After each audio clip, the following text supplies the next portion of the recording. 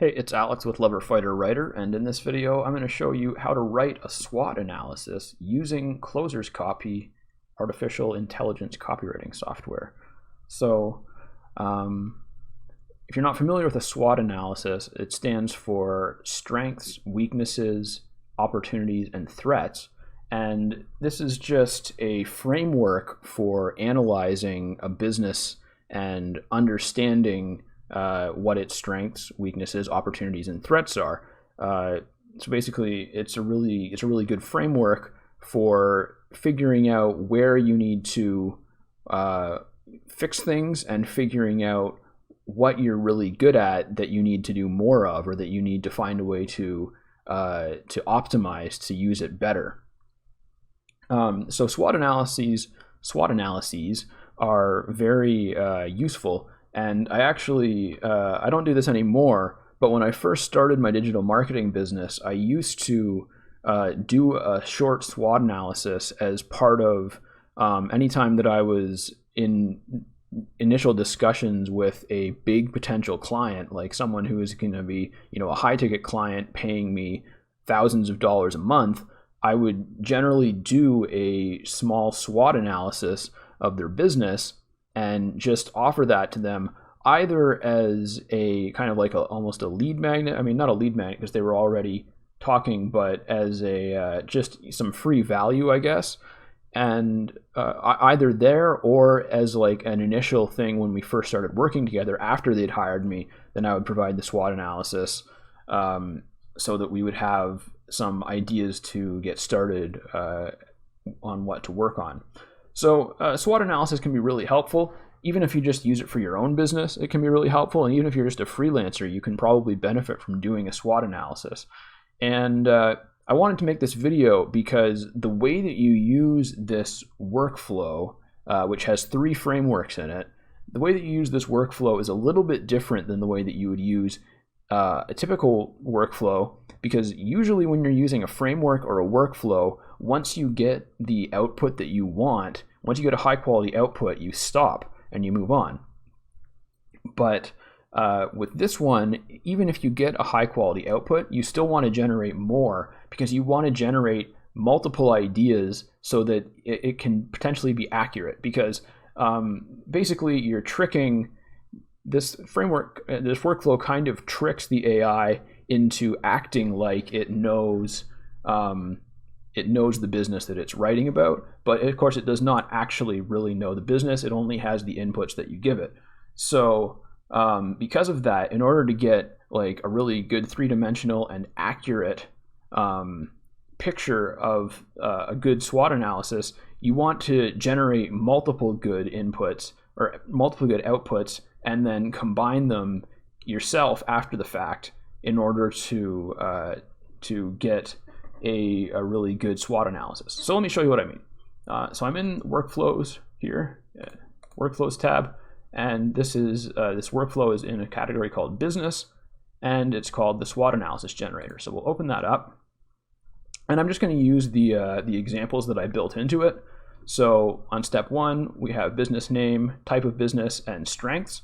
And so this is where you have to do, a little bit of the initial thinking yourself. You have to come up with some strengths of the business. But I figured that that's the easiest way to get it started, because strengths are usually the easiest thing to find about a business, especially if it's your own. It's easy to know what you're good at. What's hard sometimes is finding the things that you really need to work on. So we're just going to say use example, and then we'll say write for me. And then while that's doing that, I'm just going to grab these and move them over here so that I can easily use them in the next part of the workflow. And then so basically we just have it generated 5 options of weaknesses. And so basically you just read through these, and any that make sense you would add. So let's say that maybe this pub is maybe they have no marketing whatsoever. That could be a good weakness, so we'll use that. And if I was doing this for real, I would regenerate a few more times to get some more ideas. But since we're just doing a quick one, since we're just doing an example, I'll just leave it at that, and I'll go on to step 2. And then so here we have business name. So I'm just going to use the example. So it's those, but I'll use the weaknesses, the strengths and weaknesses that we came up with this time. Or so we already have the strengths, but I'll use the weaknesses that we came up with this time instead of the ones that I have preloaded in here. So no marketing ability whatsoever. And we'll say write for me. So now we have opportunities and threats. Let's see, opportunities are a good market for a local brewery, lots of small towns with just one pub. Threats, too expensive to operate in town. All right, those don't really make sense together, so I'm going to move on. Many opportunities to get new customers through word-of-mouth advertising. Threat is going out of business.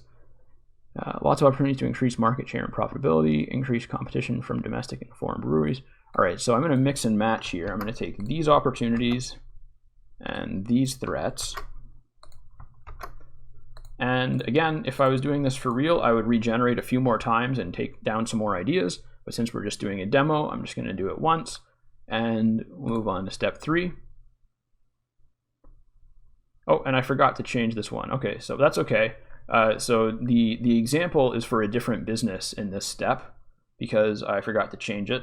But that's okay because I have the data right here. So we're just going to grab this. Business type is a brewery and bar. Strengths. So this is the part where you input all of the data that you have, the type of the business, the strengths, weaknesses, opportunities, and threats all get input right here. And then we hit write for me, and it should generate a halfway decent strategy for making use of this information. And it's actually given me some really interesting outputs so far. So let's see what we've got. So we have plan of action. We will improve our weaknesses by hiring an experienced copywriter to help us create a long-term, reliable customer acquisition campaign. This campaign will include some paid advertising, but mostly it will be created around the great success we've had with our brewery tours and our sampling packages. We will embrace our opportunities by offering a wide variety of marketing and sales-related services. We will also begin to offer group tours and brewery classes. Okay, it went off base a little bit there, but overall pretty good. We will avoid threats by increasing our market share and creating a strong brand image for our company. To do this, we will work to maintain the consistent quality of our product while constantly improving it. So that's pretty decent. We will use our strengths by offering a wide variety of beers, including many rare and domestic brands. We will improve our weaknesses by hiring a marketing expert to help us create a solid multi-platform advertising campaign. We will embrace our opportunities by running newspaper ads, direct mail, radio ads, and TV ads. We will also use social media to spread the word about our great products. We will avoid threats by offering high-quality beer at a lower price. This will put us in a better position to withstand increased competition.